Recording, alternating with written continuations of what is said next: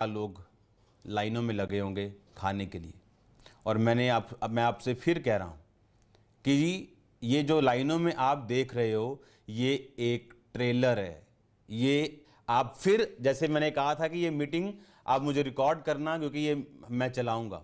मैं आज फिर आपको ये कह रहा हूं कि मेरी आज की बात रिकॉर्ड करना, मैं इसको चलाऊंगा। आने वाले समय में आपको इतना तैयार रहना पड़ेगा, क्योंकि ये लास्ट वायरस नहीं है। इसके बाद भी चीजें आएंगी और वो इतनी भयानक होंगी कि सरकार को सोशल मीडिया बंद करना पड़ेगा, क्योंकि सोशल मीडिया पे उनकी बीमारी की इतनी भयानक पिक्चरें होंगी कि लोगों को अटैक होने शुरू हो जाएंगे, पैनिक, घबरा जाएंगे लोग, और सरकार को सोशल मीडिया बंद करना पड़ेगा। पर बाइबल कहती तुम्हारा मन व्याकुल ना हो। क्यों?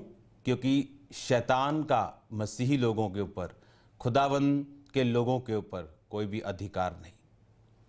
परमेश्वर, बाइबल कहती है, अपने लोगों से आने वाले समय की बातें करता आया। परमेश्वर ने कहा अब्राहम में से मैं कुछ छुपा के रखूं जो मैं करने वाला हूं।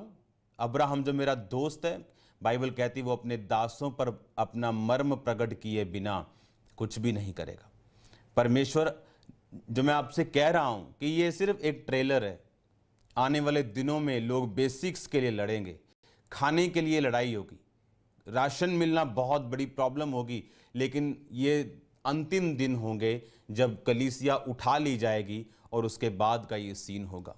और परमेश्वर आपको दिखा रहा है कि आपको तैयार रहना है। आपको एक दिन आएगा जब यीशु मसीह हमें रैप्चर हो जाएगा और कलीसिया एकदम से, क्रिश्चियन लोग गायब हो जाएंगे और स्वर्ग की ओर चले जाएंगे।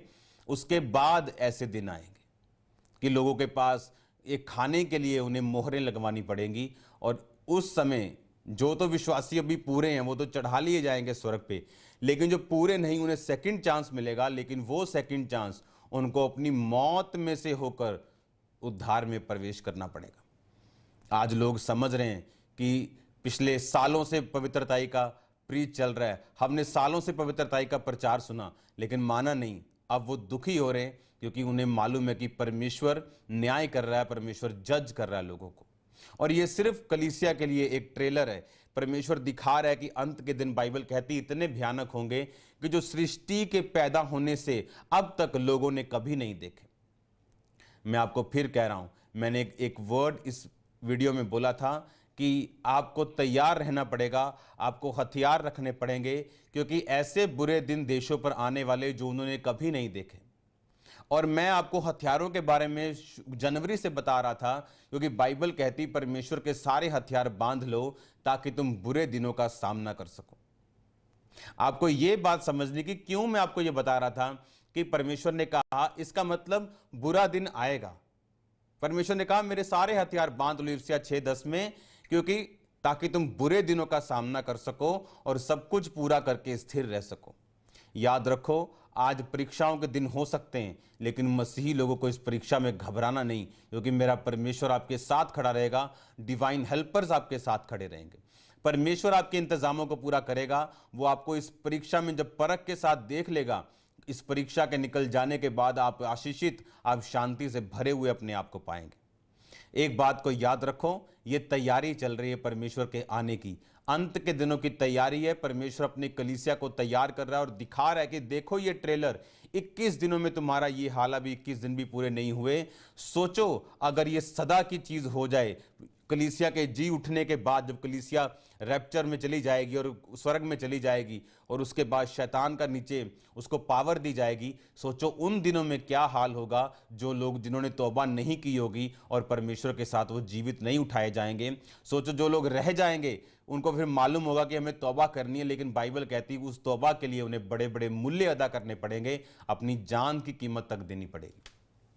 और जो लोग हार जाएंगे, शैतान के सामने घुटना टेक देंगे और दुष्ट के सामने झुक जाएंगे, उन्हीं को खाना मिलेगा। यह टाइम कलीसिया के तैयार रहने का, मैं फिर कह रहा हूं, यह टाइम यीशु मसीह के आने का है, कलीसिया के तैयार रहने का। और मैं कह रहा हूं फिर आपसे कि आपको जब, अगर आप तैयार हो तो आप किसी वायरस से डरोगे नहीं, क्योंकि यह आपको नरक में नहीं भेज सकता। और बाइबल कहती, अपनी समझ का सहारा ना लेना, वरन संपूर्ण मन से यहोवा पर भरोसा रखना, उसी को स्मरण करके सब काम करना, वो तेरे लिए सीधा मार्ग निकालेगा। अपनी दृष्टि में बुद्धिमान ना होना, यहोवा का भय मानना, बुराई से अलग रहना, इस कारण तेरा शरीर भला चंगा और तेरी हड्डियां पुष्ट रहेंगी। अपनी दृष्टि में बुद्धिमान मत होना, यहोवा का डर रखना, बुराई से अलग रहना, तेरा शरीर भला चंगा और तेरी हड्डियां पुष्ट रहेंगी। यह वचन आपके लिए हथियार है, यह वचन आपके लिए दवाई है, यह वचन आपको सुरक्षित रखेगा यीशु मसीह के नाम में। वो आपको शर्मिंदा नहीं होने देगा, आपके बच्चों को शर्मिंदा नहीं होने देगा, वो आपकी सुरक्षा रखेगा अगर आप इस वचनों का अंगीकार करेंगे।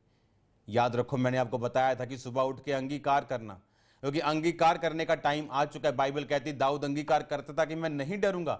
इसका मतलब यह नहीं था कि वो डर नहीं रहा था, वो डर रहा था, डर उसके दिल में था, मौत का डर उसके दिल में था जब शाऊल उसका पीछा करता था। लेकिन बाइबल कहती है अपने मुंह से वो यही बोलता था, मैं नहीं डरूंगा, क्योंकि यहोवा मेरी शरण स्थान है, मेरे छुपने का, मेरे लुकने का स्थान है, वो मेरी ढाल है, वो मेरी चट्टान है। इस तरह की बातें दाऊद अपने मुंह से बोलता था। और बाइबल कहती मुंह से निकला हुआ वचन, घोषित किया गया वचन, डिक्लेयर्ड वर्ड ऑफ गॉड जो है वो खाली कभी वापस नहीं आता, लेकिन वो वही घोषित कर सकते जिनका परमेश्वर के साथ संबंध अच्छा है। वो घोषित नहीं कर सकते जो व्यभिचार में, उनको मालूम है व्यभिचार में उनको तौबा की जरूरत है। घोषित किया वचन उनकी जिंदगी में काम नहीं करेगा।